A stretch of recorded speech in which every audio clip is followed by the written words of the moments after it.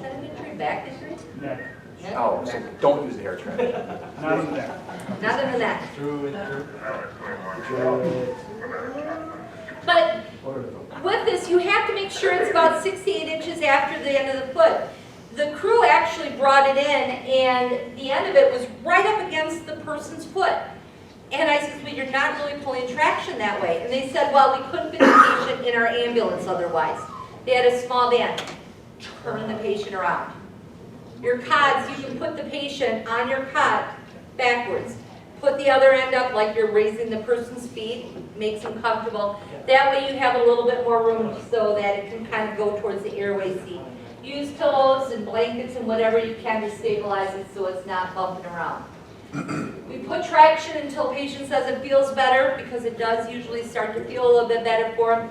Make sure we're checking CMSs and pulses and that. But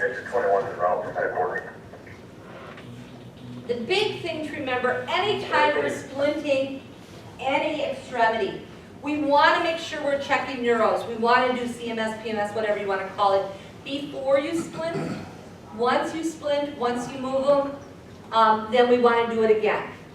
Document it in your report also. Just don't do it, but document it. Make sure that we do have the availability.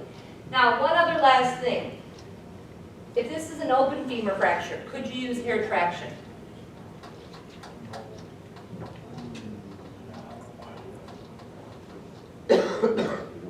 Generally, our protocols say no. I will tell you that in the ITLS book, there is a small section that does talk about using it in an open femur fracture, but we are sticking with right now closed femur fractures only. So, all right. Anybody have any questions? Well, you can stop.